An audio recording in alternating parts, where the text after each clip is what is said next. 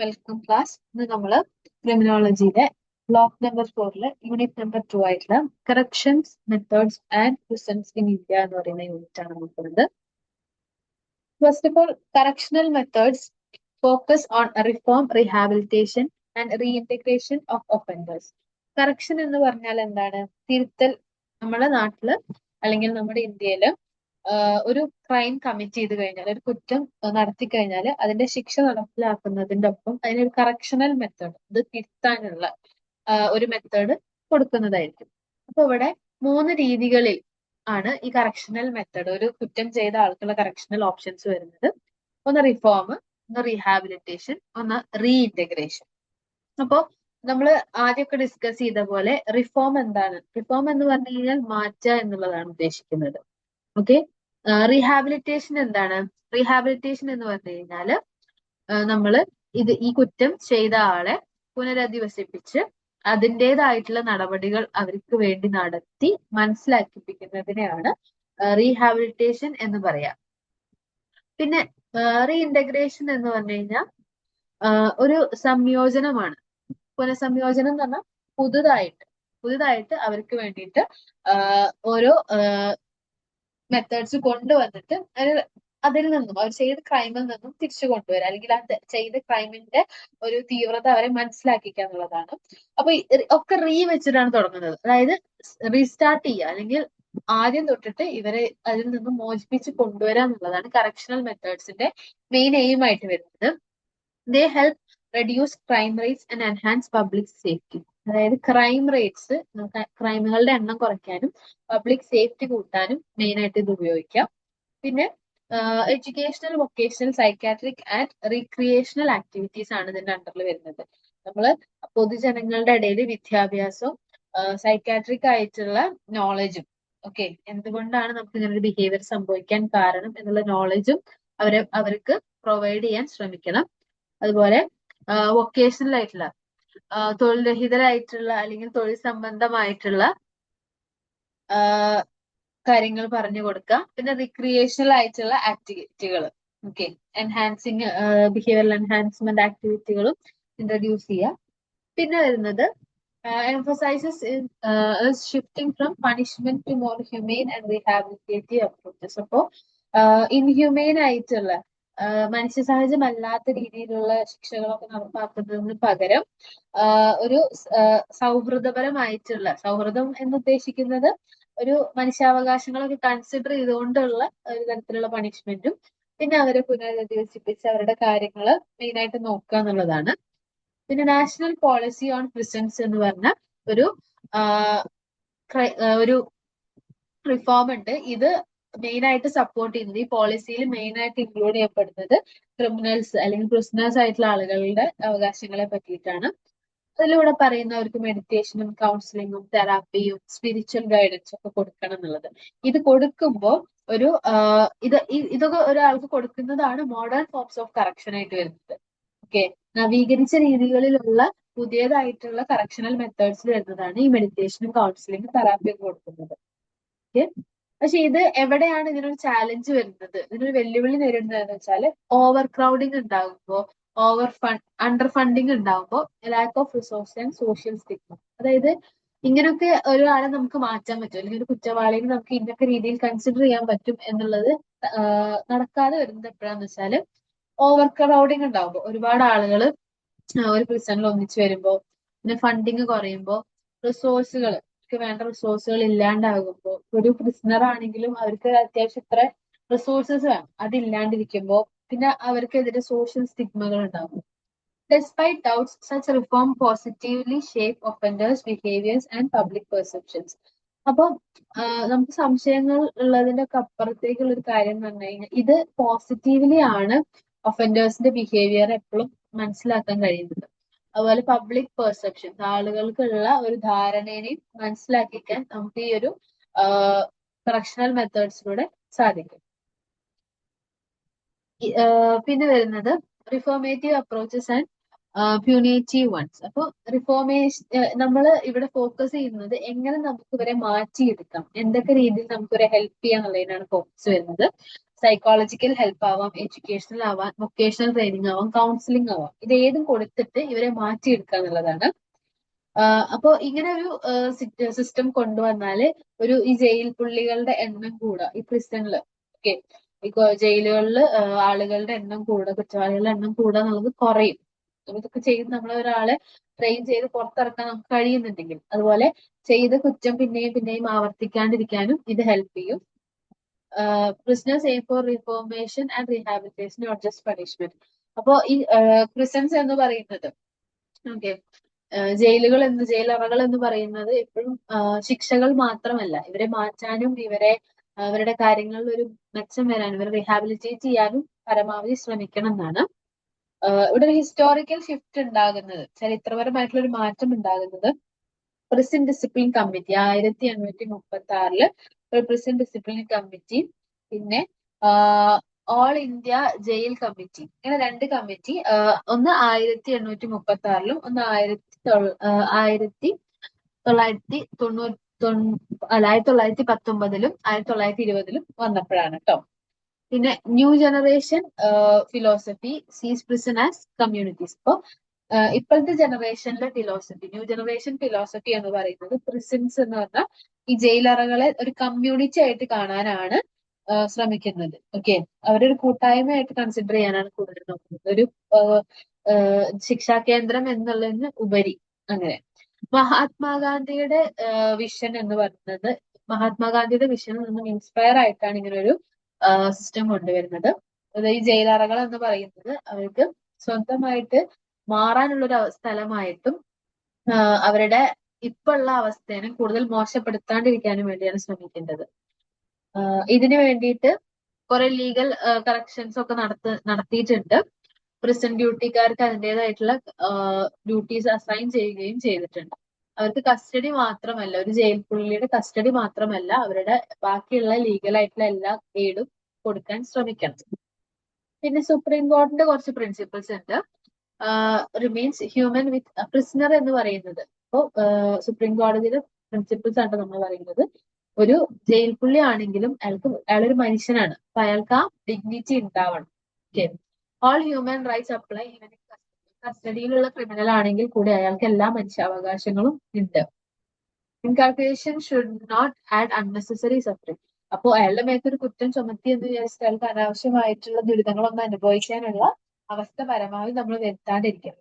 പിന്നെ legal framework എന്ന് പറഞ്ഞു കഴിഞ്ഞാൽ പ്രിസൺ ആക്ട് 1894 പ്രിസൺ ആക്ട് പ്രകാരം മോഡൽ പ്രിസൺ മാനുവലും 2016 മോഡൽ പ്രിസൺ മാനുവൽ പ്രകാരം നല്ലൊരു ട്രീറ്റ്മെന്റും അവർക്ക് തക്കതായ ഡിസിപ്ലിനും പിന്നെ ഒരു റീഹാബിലിറ്റേഷനും ഉറപ്പുവരുത്തണം. Prison officers duty to protect inmates rights and support reformation. അപ്പോൾ പ്രിസൺ ഓഫീസറിന്റെ ഡ്യൂട്ടിയാണ് എന്ത്, അതിൻ്റെ ഉള്ളിലുള്ള ആളുകളുടെ റിഫോർമേഷൻസ് കറക്റ്റ് ആയിട്ട് നടക്കുന്നുണ്ട്, അതുപോലെ അവർക്ക് വേണ്ടത്ര സപ്പോർട്ട് കിട്ടുന്നുണ്ട് എന്നുള്ളത് ഉറപ്പുവരുത്താം. പിന്നെ India's human rights committee laws ensure dignity and protection. Okay, Indian laws അത് ഉറപ്പുവരുത്തുന്നുണ്ട്. ബ്രിട്ടീഷുകാരുടെ കാലത്ത്, അതായത് 18ാം നൂറ്റാണ്ടില് even minor crimes led to capital punishment. അതായത് ചെറിയ കുറ്റം ചെയ്താൽ കൂടി വലിയ വലിയ ശിക്ഷകളാണ്, ഒരു തൂക്കിക്കൊല്ലലോ അല്ലെങ്കിൽ ഒരു ജീവപര്യന്തമൊക്കെയാണ് അവർക്ക് കിട്ടല്. ഇനി 1819 ഒരു സെലക്ട് കമ്മിറ്റി വരുന്നു, അവരിതിൽ കുറച്ച് മാറ്റങ്ങൾ കൊണ്ടുവരുന്നു. പിന്നെ ഒരു പീൽ ആക്ട് എന്ന് പറഞ്ഞത് 1826 തൊട്ടിട്ട് 1827 ഇടയിൽ വന്നിട്ടുള്ളതാണ്. ഈ ക്യാപിറ്റൽ ഒഫൻസസ് കുറയ്ക്കാൻ, അതായത് എല്ലാ തെറ്റുകൾക്കും മാരകമായിട്ടുള്ള ശിക്ഷകൾ എന്നുള്ള ആ ഒരു സാഹചര്യം മാറ്റി നിർത്താൻ വേണ്ടിയിട്ട് പീൽ ആക്ട്സ് എന്ന് പറഞ്ഞ ഒരു കമ്മിറ്റി വരുന്നുണ്ട്. ലോർഡ് മെക്കോളെ എന്ന് പറയുന്ന 1835 ലോർഡ് മെക്കോളെ എന്ന് പറയുന്ന ആള് recommended strict prison discipline. Strict ആയിട്ടുള്ള ഡിസിപ്ലിൻ ഒരു പ്രിസന്റെ ഉള്ളിൽ പാലിക്കണം. Rejected reform through morality or religion. അപ്പോ മതപരമായിട്ടോ അല്ലെങ്കിൽ മോറലി നമ്മൾ കുറച്ച് റിഫോംസ് കൊണ്ടുവരാൻ ശ്രമിക്കുമല്ലോ, അതിനൊക്കെ റിജക്ട് ചെയ്തു. പണിഷ്മെന്റ് ഓവർ റീഹാബിലിറ്റേഷൻ, പുനരധിവാസം ഒന്നല്ല നടത്തേണ്ടത്, അവർക്ക് ശിക്ഷാ നടപടികളാണ് നടത്തേണ്ടതെന്ന് ഇവര് ഈ ലോർഡ് മെക്കോളെ കൂടുതൽ ഫോക്കസ് ചെയ്തു. പിന്നെ 1894 പ്രിസൺ ആക്ടിനെ പറ്റിയിട്ടാണ് പറയുന്നത്. Fourth jail commission 1888 still the main law of prison management in India. Prison management, ഇന്ത്യയിൽ പ്രിസൺ മാനേജ്മെന്റ് ഇപ്പോഴും നടത്തുന്നത് ഫോർത്ത് ജയിൽ കമ്മീഷൻ ആണ്. ഫോർത്ത് ജയിൽ കമ്മീഷൻ 1888 ഡ്രാഫ്റ്റ് ചെയ്ത ഒരു സിസ്റ്റം ഉണ്ട്, ഒരു പ്രിസൺ ആക്ട് ഉണ്ട്. അതാണ് ഇപ്പോഴും നടപ്പിലാക്കിക്കൊണ്ടിരിക്കുന്നത്. ഓൾ ഇന്ത്യൻ ജയിൽസ് കമ്മിറ്റി ഉണ്ട്. 1919 തൊട്ട് 20 ഇടയിൽ സർ അലക്സാണ്ടർ കാർഡ്യൂ ആണ് അതിന് നയിച്ചത്. റിഫോർമേഷൻ ബേസ്ഡ് അപ്രോച്ച് ആണ്. Oppose corporal punishment. അപ്പൊ കോർപ്പറൽ പണിഷ്മെന്റ് ഒപ്പോസ് ചെയ്തിട്ടുണ്ട്. ഓക്കെ, അതായത് ക്രൂരമായിട്ടുള്ള ശിക്ഷകൾക്ക് എതിരാണ് ഇവർ സംസാരിച്ചിട്ടുള്ളത്. അവര് പ്രൊഡക്റ്റീവ് വർക്കും ആഫ്റ്റർ കെയർ പ്രോഗ്രാംസിലാണ് കൂടുതൽ ഫോക്കസ് കൊടുക്കുന്നത്. ഓക്കെ, പിന്നെ പോസ്റ്റ് ഇൻഡിപെൻഡന്റ് റിഫോം. അപ്പോൾ നമുക്ക് സ്വാതന്ത്ര്യം കിട്ടിയതിനു ശേഷമുള്ള റിഫോംസ് എന്തൊക്കെയാണ്? Various committees formed under prison improvement. ഈ ജയിൽ പുള്ളികളുടെ ഇംപ്രൂവ്മെന്റിന് വേണ്ടിയിട്ട് പല കമ്മിറ്റികൾ രൂപീകരിച്ചിട്ടുണ്ടായിരുന്നു. All India jail manual committee 1957 uniform prison policy കൊണ്ടുവന്നു. ഓക്കെ, അൺറെഡ് modernization and revision of prison act. Already 1894 കൊണ്ടുവന്ന പ്രിസൺ ആക്ടിനെ റിഫോം ചെയ്യുകയാണ്. ഓക്കെ, അതിനെ ഒന്നുകൂടി റിവൈസ് ചെയ്യുകയാണ് ആര് ചെയ്തത്? 1957 all India jail manual committee ചെയ്തത്. പിന്നെ മോഡൽ പ്രിസൺ മാനുവൽ എന്ന് പറഞ്ഞിട്ട് 1960 പിന്നെയും ഒരു റിഫോം വരുന്നുണ്ട്. പ്രിസൺ മാനേജ്മെന്റിന്റെ ബേസിസ് വരുന്നത് ഈ 1960 പ്രിസൺ മോഡൽ പ്രിസൺ മാനുവൽ ആണ്. Improvements prison alternative to imprisonment, better training and prison development, ഇതിലാണ് ഇവർ ഫോക്കസ് ചെയ്തത്. Led to national prison policy ideas. നാഷണൽ പ്രിസൺ പോളിസി ഐഡിയാസിലേക്ക് ലീഡ് ചെയ്തത് ഇവരാണ്, നയിച്ചത് ഇവരാണ്. ബെറ്റർ ട്രെയിനിങ്ങും അവർക്ക് പ്രിസണേഴ്സിന്റെ ഡെവലപ്മെന്റും ഒക്കെയാണ് അവർ ഉദ്ദേശിച്ചത്. ഇനി justice PR Krishna Iyer committee 1987 focus ചെയ്തത് വുമൺ പ്രിസണേഴ്സിനെയാണ്. സ്ത്രീകളെയാണ് ഇനി ഫോക്കസ് വരുന്നത്. സ്ത്രീകളെ ഫോക്കസ് വരുന്ന കമ്മിറ്റിയാണ് justice VR Krishna Iyer committee. Suggested more woman in police forces for handling woman and child inmates. കുട്ടികളും സ്ത്രീകളുമായിട്ടുള്ള തടവുകാരെ സംരക്ഷിക്കാനും അവരുടെ കാര്യങ്ങൾ കൊണ്ട് നടത്താനും വേണ്ടി കൂടുതൽ വുമൺ പോലീസ് ഫോഴ്സിനെ, സ്ത്രീകളായിട്ടുള്ള വുമൺ പോലീസ് ഓഫീസേഴ്സിനെ നിയമിക്കണം എന്ന് പറയുന്നു. പിന്നെ ഇപ്പൊ അടുത്തായിട്ട് 2016 ഈ മോഡൽ പ്രിസൺ മാനുവൽ ക്രിയേറ്റ് ചെയ്യപ്പെടുന്നുണ്ട്. It focuses on prisoners classification, medical care and training. അപ്പോൾ തടവുകാരുടെ ക്ലാസിഫിക്കേഷൻ, അവരെ ഓരോ മേഖലയിലേക്ക് തിരിക്കുന്നതും അവരുടെ മെഡിക്കൽ കെയറും അവർക്ക് വേണ്ട ട്രെയിനിങ്ങും ആണ് ഫോക്കസ് വരുന്നത്. പിന്നെ 2018 prison development fund launched four better infrastructure. ഇപ്പൊ ജയിലുകളുടെ ഒരു മെച്ചപ്പെട്ട അവസ്ഥയ്ക്ക് വേണ്ടിയിട്ട് കുറച്ച് ഫണ്ട് ലോഞ്ച് ചെയ്തത് 2018 ജസ്റ്റിസ് അമിതാവ റോയ് പനേൽ ആണ് ഈ ഒരു സജഷൻ കൊണ്ടുവന്നത്. ഫാസ്റ്റ് ട്രാക്ക് കോടതികൾ ഇംപ്ലിമെന്റ് ചെയ്യാം. Lawyer prisoner ratio improvement. അപ്പോൾ എത്ര ലോയേഴ്സ് ഉണ്ടോ അതിനനുസരിച്ച് പ്രിസണേഴ്സ്, ആ ഒരു സിസ്റ്റം കൊണ്ടുവരാം. പിന്നെ വീഡിയോ കോൺഫറൻസിലൂടെ നമ്മൾ ട്രയൽസ് നടത്താം. ഓക്കെ, നമ്മൾ കോർട്ട് ട്രയൽസ് നടത്തുമല്ലോ. ഓക്കെ, അത് നമ്മൾ മാക്സിമം എന്ത് ചെയ്യണം? വീഡിയോ കോൺഫറൻസിലൂടെ ചെയ്യാൻ പറ്റിയാൽ അങ്ങനെയും ചെയ്യണം എന്നാണ്. Release on PR bond for minor crimes if bail surety not possible. Okay, നമ്മള് ബെയിൽ ഷ്യൂരിറ്റി പോസിബിൾ അല്ല എന്ന് വിചാരിക്കാം. നമുക്ക് ജാമ്യം കിട്ടില്ല എന്ന് ഉറപ്പാണെന്നുണ്ടെങ്കിൽ PR ബോണ്ട്, മൈനേഴ്സിന് PR ബോണ്ട് റിലീസ് ചെയ്ത് കൊടുക്കാനാണ് ഇവിടെ പറയുന്നത്. 2023 മോഡൽ പ്രിസൺ ആക്ട് പാസ് ആവുകയാണ്. അവിടെ security, legal aid, parole, good conduct rewards, നല്ല രീതിയിൽ നിന്നാൽ റിവാർഡ് കൊടുക്കലും, tech use and open jails, ഇത്രയും സംവിധാനങ്ങൾ പുതിയത് കൊണ്ടുവരികയാണ്. Emphasize safety for women and transgender prisoners. വുമൻസും ട്രാൻസ്ജെൻഡേഴ്സ് ആയിട്ടുള്ള പ്രിസണേഴ്സ് ഉണ്ടാവല്ലോ, അവരുടെ സേഫ്റ്റി എൻഷുർ ചെയ്യാം. Promote vocational training, integration and prisoner skill development. ഇതിലൊക്കെയാണ് 2023 കൊണ്ടുവന്ന ആക്ടിൽ വരുന്ന മാറ്റങ്ങൾ. Indian jail reform committee 1980 to 83 അതിനെ മുല്ല കമ്മിറ്റി എന്ന് പറയും. Sunil Batra versus Delhi admin case വരുന്നു. ഈ കേസിന്റെ അടിസ്ഥാനത്തിൽ ഇതിന്റെ ഒബ്ജക്റ്റീവ്സ് വരുന്നത് reform jail laws considering prison വെൽഫെയറിന്റെ അടിസ്ഥാനത്തിൽ ജയിൽ ലോസിൽ കുറച്ച് മാറ്റങ്ങൾ കൊണ്ടുവരാനാണ്. അവര് പറഞ്ഞ കുറച്ച് കാര്യങ്ങൾ വരുന്നത് അവരുടെ വേഷത്തില്, അവരുടെ വൃത്തി, പിന്നെ അവർക്ക് വേണ്ട ഒരു വെന്റിലേഷൻ, ഓക്കെ, അത്, പിന്നെ നല്ല ട്രെയിനിങ്ങും, പിന്നെ കേഡർ സിസ്റ്റം, പ്രോപ്പർ ആയിട്ട് പ്രിസൺ സ്റ്റാഫുകളെ വെക്കുക എന്നുള്ളത്, പിന്നെ after case and probation, case കഴിഞ്ഞതിന് ശേഷമുള്ള അവരുടെ ഇതും പ്രൊബേഷൻ പീരീഡും പിന്നെ പ്രിസൺ സർവീസിന്റെ ഭാഗമാക്കി മാറ്റുക എന്നുള്ളത്, മീഡിയ പബ്ലിക് വിസിറ്റുകൾ ഇടയ്ക്ക് ഉണ്ടാവുക. അങ്ങനെ മീഡിയ പബ്ലിക് വിസിറ്റുകൾ ഉണ്ടെങ്കിലാണ് എന്തുള്ളൂ അവർക്ക് പുറം ലോകത്തിന് മനസ്സിലാവാൻ കഴിയുള്ളൂ എത്രത്തോളം അവിടെ ഇമ്പ്രൂവ്മെന്റ് നടക്കുന്നുണ്ടോ ഇല്ല എന്നുള്ളത്.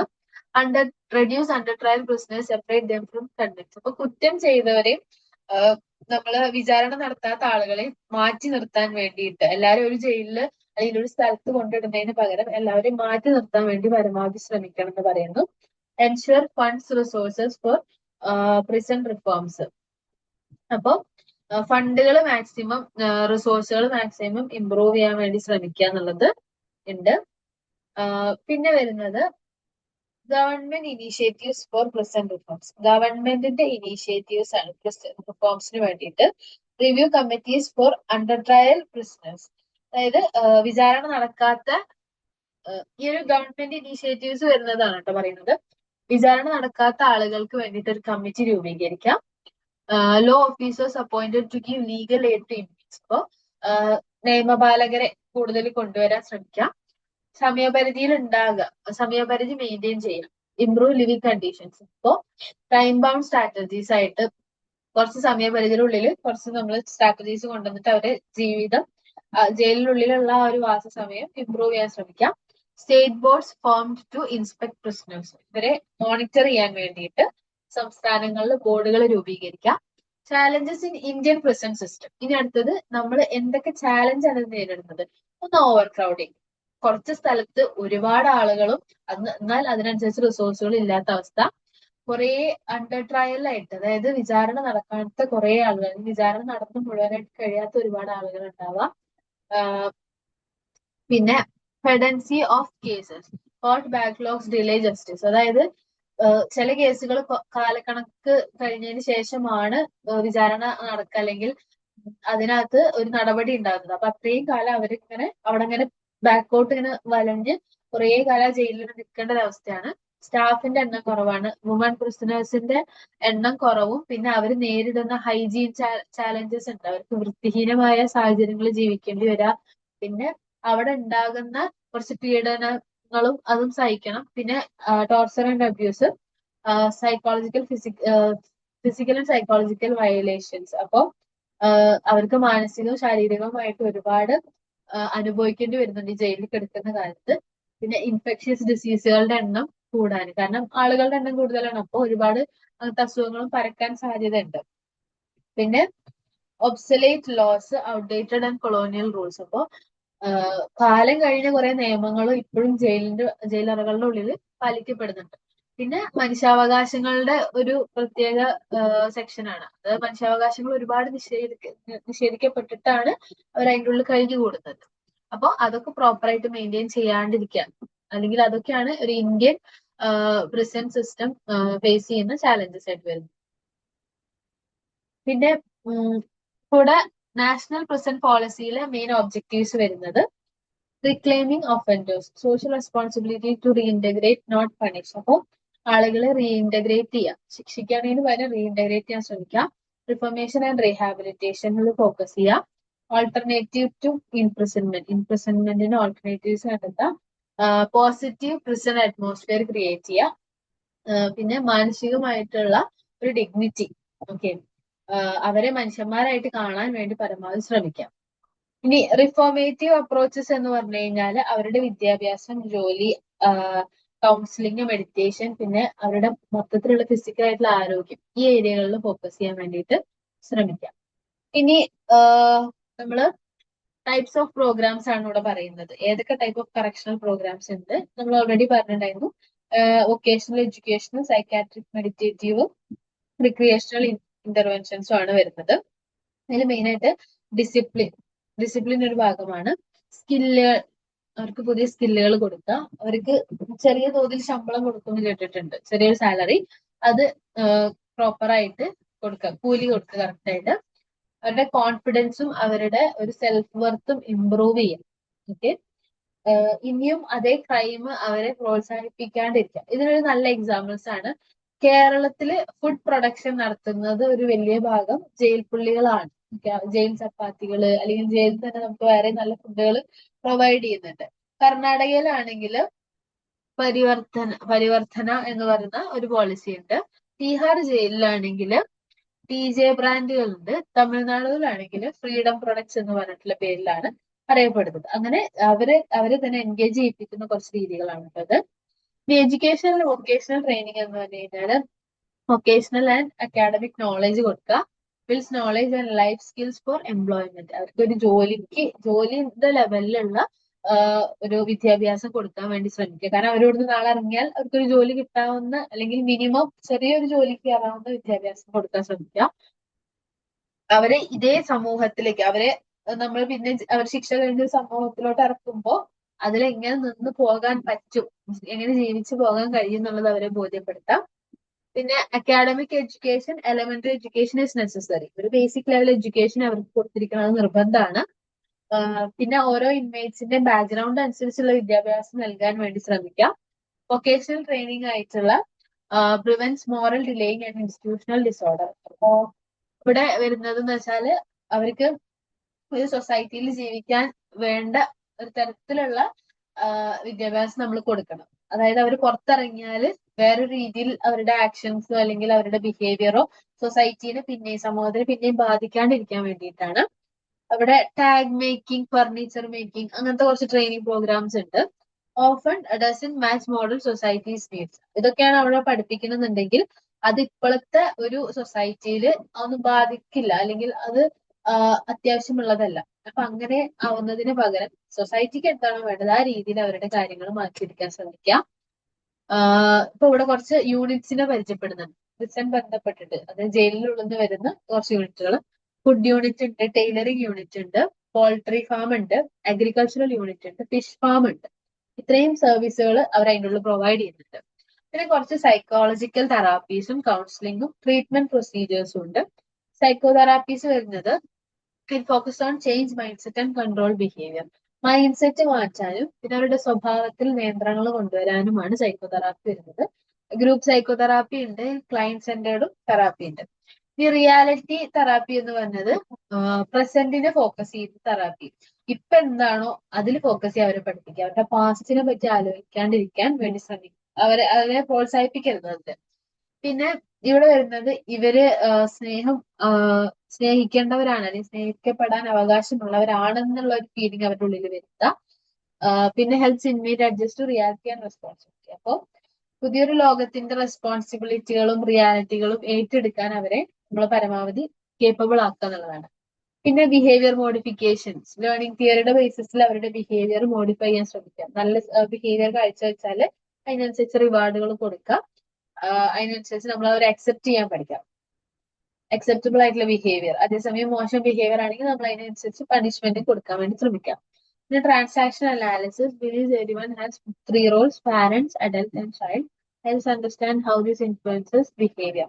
അപ്പൊ എല്ലാ മനുഷ്യർക്കും 3 തരത്തിലുള്ള റോളുകൾ ഉണ്ട് ഈ ലോകത്ത്. അതായത് ഒന്ന് വലിയൊരു കുട്ടിയായിട്ടായിരിക്കാം, അല്ലെങ്കിൽ സോറി വലിയൊരാളായിട്ടായിരിക്കാം, ചെറിയൊരു കുട്ടിയായിട്ടായിരിക്കാം, അല്ലെങ്കിൽ ആരുടെയെങ്കിലും മാതാവോ പിതാവോ ആയിട്ടുള്ള റോള്.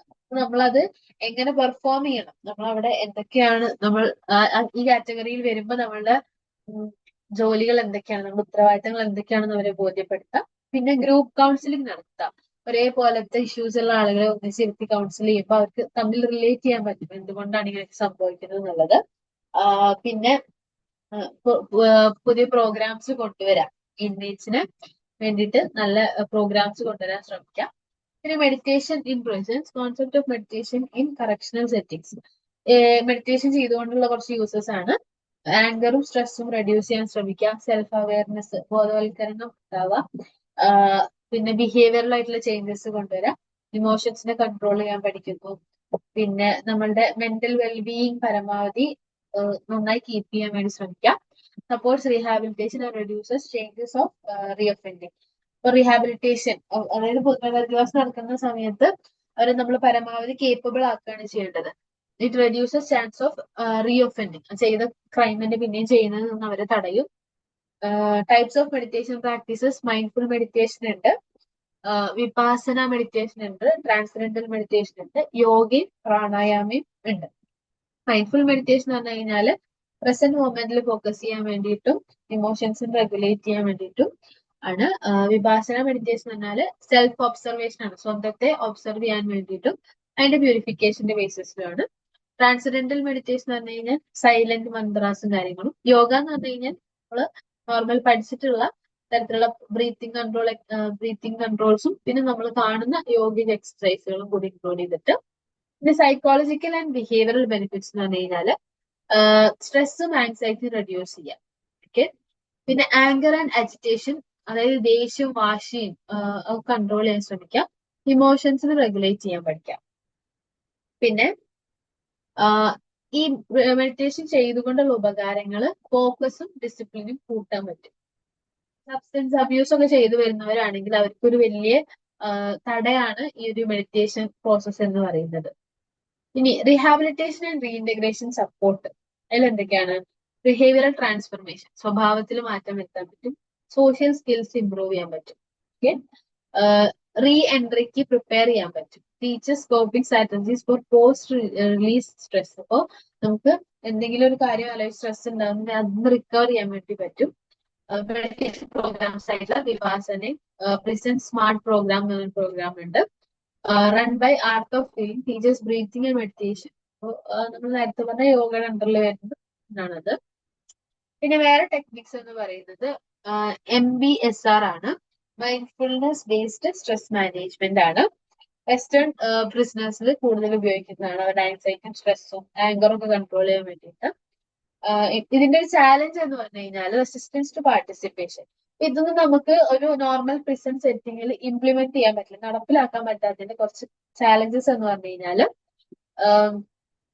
നമ്മൾക്ക് ഈ കുറ്റം ചെയ്ത അല്ലെങ്കിൽ നമ്മൾ പ്രിസണേഴ്സ് ആയിട്ട് ജയിൽപ്പുള്ളികളായിട്ടുള്ള ആളുകൾ വരാൻ വേണ്ടി വില്ലിങ് ആയിരിക്കില്ല. ഒന്നില്ലെങ്കിൽ അവരുടെ അത് വരാൻ താല്പര്യമില്ലാഞ്ഞിട്ടായിരിക്കും, അല്ലെങ്കിൽ സമൂഹത്തിൽ നിന്നിട്ടുള്ള എന്തെങ്കിലും അവരനുഭവിച്ച എന്തെങ്കിലും കാര്യങ്ങളുടെ ബേസിസിലോ അല്ലെങ്കിൽ ചില കൾച്ചറൽ ബിലീഫ്സിന്റെ അടിസ്ഥാനത്തിലോ അവർ വരില്ല, വരാണ്ടിരിക്കാനുള്ള ചാൻസ് ഉണ്ട്. ട്രെയിൻഡ് ആയിട്ടുള്ള ആളുകളെ കിട്ടാത്തൊരവസ്ഥ. പിന്നെ സെക്യൂരിറ്റി കൺസേൺസ്, എല്ലാ പ്രിസണേഴ്സിന്റെയും മൈൻഡ് സെറ്റും അവരുടെ കാര്യങ്ങളൊന്നും ഒരേപോലെ അല്ല. അപ്പൊ അതുകൊണ്ട് സെക്യൂരിറ്റി റീസൺസ് കൊണ്ട് ഇവരെ പുറത്തേക്ക് വിടാൻ പറ്റാത്തൊരവസ്ഥ. കൺസിസ്റ്റൻസി ഇൻ പ്രാക്ടീസ്, ഒറ്റ ദിവസം കൊണ്ട് മാറില്ലല്ലോ, നമ്മൾ കണ്ടിന്യൂസ് ആയിട്ട് പ്രാക്ടീസ് ചെയ്തിട്ട് വേണം മാറ്റാൻ. അപ്പൊ അവിടെ ഒരു ചാലഞ്ച് നമ്മൾ നേരിടും, അത്രയും ടൈം. പിന്നെ വരുന്നതാണ് റിക്രിയേഷൻ ഇൻ കറക്ഷണൽ സെറ്റിംഗ്സ്. എങ്ങനെയൊക്കെയാണ്? ഫിസിക്കലി മെന്റലി ഇമോഷണൽ വെൽബീയിങ്ങും സോഷ്യൽ സ്കിൽസും ടീം വർക്കും ഡിസിപ്ലിനും, ഇത്രയും കാര്യങ്ങളാണ് ഇവരുടെ ഇംപ്രൂവ് ചെയ്യാൻ വേണ്ടി ശ്രമിക്കേണ്ടത്. ഇനി correctional problems of correctional administration, നമ്മൾ നേരത്തെ പറഞ്ഞത് തന്നെയാണ്. ഓവർ ക്രൗഡിങ് പ്രസൻസ് ഉണ്ടാവാം, സ്റ്റാഫിന് പുവർ ട്രെയിനിങ്, അവർക്ക് ട്രെയിനിങ് കുറവാവാം, റീഹാബിലിറ്റേഷൻ പ്രോഗ്രാംസ് പ്രോപ്പർ ആയിട്ട് നടക്കാണ്ടിരിക്കാം, health care inadequate health care facilities ഉണ്ടാവാം. പിന്നെ ഒരുപാട് number of under trial prisoners, ഈ പറഞ്ഞ പോലെ വിചാരണ കഴിയാത്ത ഒരുപാട് ആളുകള്, പിന്നെ മനുഷ്യാവകാശത്തിന് ലംഘനം, പിന്നെ അവരുടെ poor infrastructure and living condition, ഒരു ദയനീയമായ അവസ്ഥയിൽ അവർ നിൽക്കേണ്ടി വരാം. പിന്നെ കറപ്ഷൻ ആൻഡ് മിസ്മാനേജ്മെന്റ്, അത് വലിയൊരു ഭാഗമാണ്. കറപ്ഷൻ എന്ന് പറഞ്ഞാൽ അഴിമതിയുടെ അടിസ്ഥാനത്തിൽ അവർക്ക് അഴിമതിയും പിന്നെ പ്രോപ്പർ ആയിട്ട് അത് മാനേജ് ചെയ്യാൻ ആളുകൾ ഇല്ലാത്തൊരവസ്ഥയും. സംടൈംസ് അവരത് ചെയ്തിട്ടും കൂടി ഉണ്ടാവില്ല, പക്ഷെ അഴിമതിയിൽ പെട്ടുപോയി വന്ന് നിൽക്കുന്ന കുറെ ആളുകൾ ഉണ്ടാവാം. റീഇന്റഗ്രേഷനിൽ ഫോക്കസ് കൊടുക്കാണ്ടിരിക്കാം. ഓക്കെ, ഇവരിങ്ങനെ പറയുന്നുണ്ടെങ്കിലും അവർക്ക് ഒരു ജോലിയോ ഒരു വീടോ അവരുടെ ഒരു കാര്യങ്ങളും നോക്കി നടത്താണ്ടിരിക്കാം. പിന്നെ ജെൻഡർ സ്പെസിഫിക് ആയിട്ടുള്ള ചാലഞ്ചുകൾ ഉണ്ട്. സ്ത്രീകൾ അനുഭവിക്കേണ്ട ചാലഞ്ചുകളല്ല പുരുഷന്മാർ അനുഭവിക്കാം. കുട്ടികൾ വേറൊരു രീതിയിലാണ് ഇത് അനുഭവിക്കുന്നത്. പിന്നെ പ്രോപ്പർ ആയിട്ടുള്ള ലീഗൽ എയ്ഡ് കിട്ടാണ്ടിരിക്കാം, നിയമം നടപടികൾ കറക്റ്റ് ചെയ്യാൻ വേണ്ടി അവരുടെ ഒപ്പം ആരും ഇല്ലാത്തൊരവസ്ഥ. മോഡേൺ ടെക്നോളജികൾ അങ്ങോട്ട് എത്തില്ല. ഒരു പൊതുവെ മോഡേൺ ടെക്നോളജികൾ ജയിൽ വരെ എത്താൻ സാധ്യത കുറവാണ് നമ്മുടെ ഇന്ത്യൻ ഒരു കോണ്ടെക്സ്റ്റിൽ കേട്ടോ. ഡിജിറ്റൽ സിസ്റ്റംസോ സെക്യൂരിറ്റി റെക്കോർഡ്സോ അല്ലെങ്കിൽ അവർക്ക് ജസ്റ്റിസ് ഡെലിവർ ആവാനുള്ള രീതിയിലുള്ള ഒരു മോഡേൺ ടെക്നോളജിയും ഇല്ലാത്തൊരവസ്ഥ. അപ്പോൾ നമ്മളിവിടെ കൺക്ലൂഡ് ചെയ്യുന്നതെന്ന് വെച്ചാൽ correctional problems need better infrastructure. അപ്പൊ നമുക്ക് എന്തൊക്കെ വേണം ഇപ്പോൾ ഇവിടെ? നല്ലൊരു ഇൻഫ്രാസ്ട്രക്ചർ വേണം, നല്ല ട്രെയിൻഡ് ആയിട്ടുള്ള സ്റ്റാഫ് വേണം, ഒരു റീഹാബിലിറ്റേഷൻ വേണം, ഹ്യൂമൻ റൈറ്റ്സ് മനുഷ്യാവകാശങ്ങൾ എൻഫോഴ്സ് ചെയ്യാനുള്ള ഒരു ഗ്രൂപ്പ് വേണം. അപ്പൊ ഇത്രയുമാണ് നമ്മൾ ഈ ഒരു യൂണിറ്റിൽ നോക്കുന്നത്. മെയിൻ ആയിട്ട് പ്രിസണും പ്രിസണേഴ്സിന്റെ കാര്യങ്ങളുമാണ്. Okay, thank you.